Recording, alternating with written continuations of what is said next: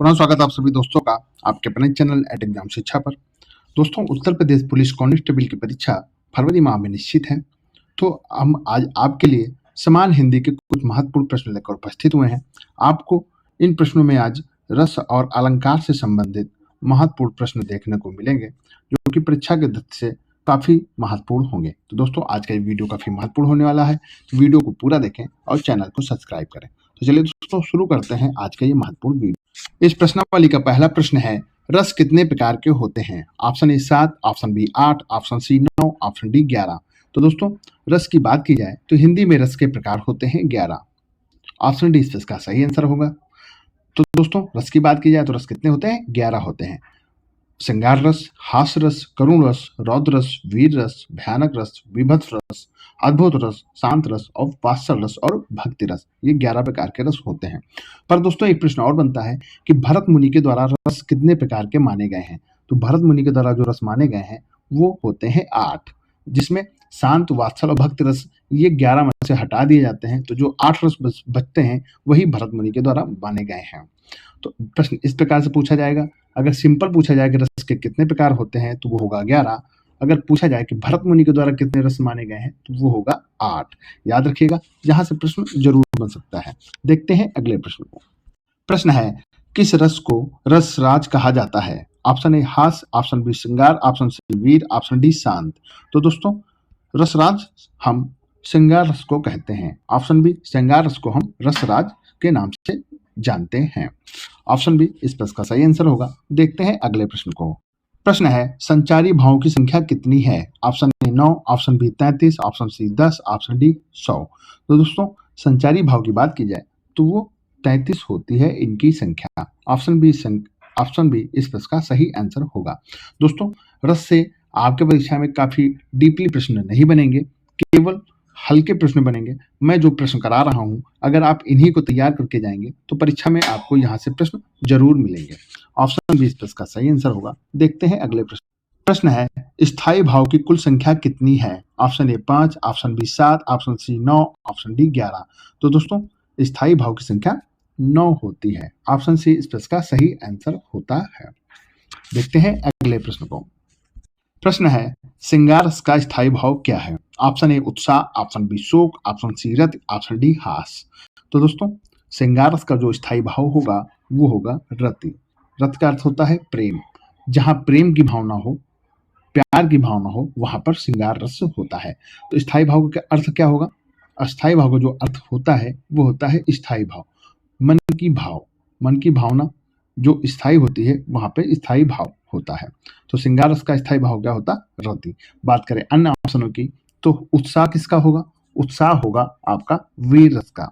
वीर रस का स्थायी भाव उत्साह होगा। शोक होगा करुण रस का।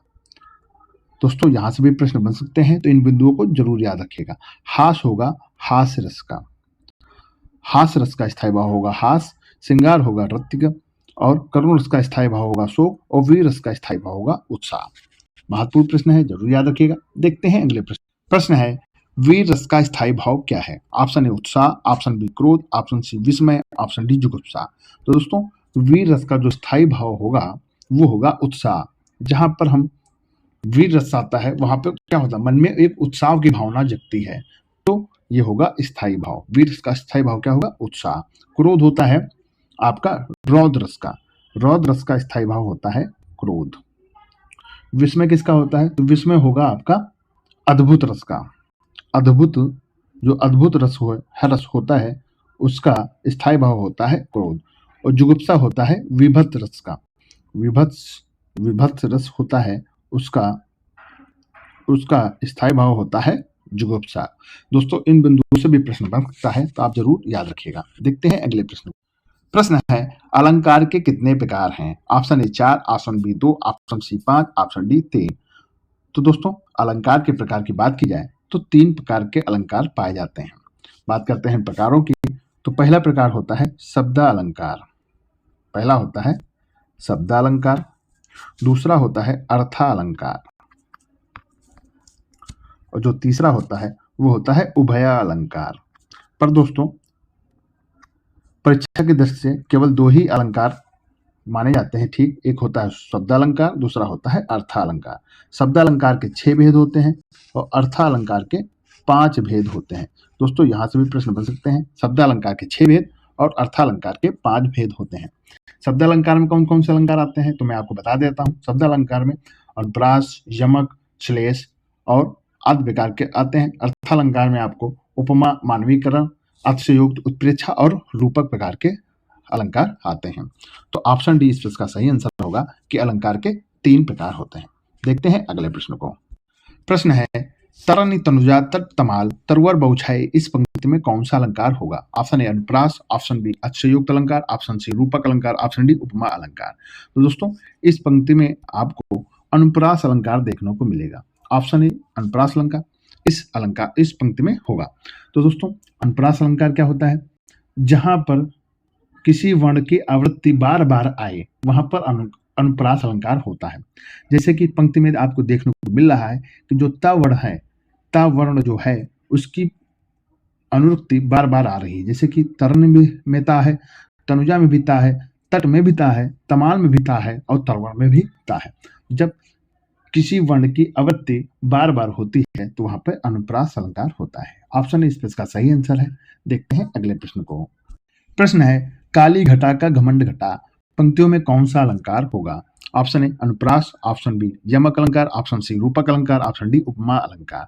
तो दोस्तों काली घटा का घमंड घटा में आपको यमक अलंकार देखने को मिलता है। ऑप्शन बी इसका सही आंसर होगा। दोस्तों यमक अलंकार क्या होता है?